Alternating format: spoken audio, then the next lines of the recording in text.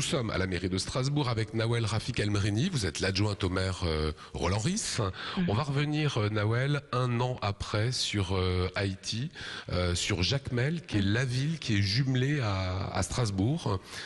Aujourd'hui, qu'est-ce qu'on peut dire de cette ville un an après ce tremblement de terre? Après le tremblement de terre, les Jacméliens, les Haïtiens subissent un autre drame, le choléra.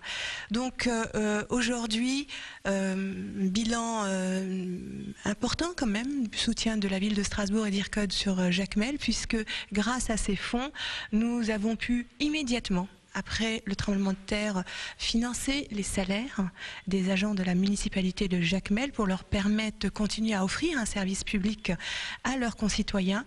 Ça nous a permis également de reconstruire certains centres pour la petite enfance.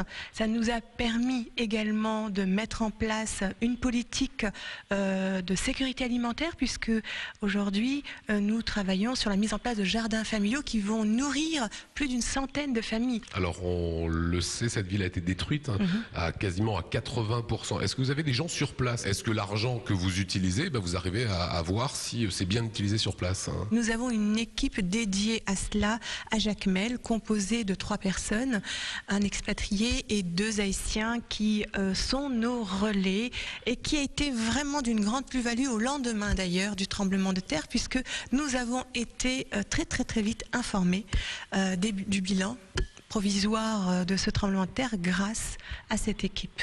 On a appris qu'hier, Bébé Doc, l'ancien dictateur président à vie, était retourné en Haïti. Pas froid aux yeux les dictateurs aujourd'hui, surtout dans le contexte actuel avec la Tunisie. Comment vous le percevez Alors, je dois admettre que j'ai appris ça récemment, très tôt ce matin, et ma première réaction, c'est de dire, on s'est un peu gonflé, voilà.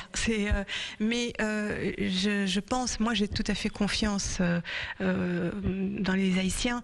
Je pense que cette venue de Bébé Doc à un moment de fragilité extrême, de déstabilisation politique, puisque aujourd'hui les élections n'ont pas permis d'aboutir à de vrais résultats, est un risque réel, mais les Haïtiens veulent aller de l'avant, ne souhaiteront absolument pas faire un retour en arrière de cette sorte. Donc moi je reste confiante dans le peuple haïtien. Voilà, merci Nawel.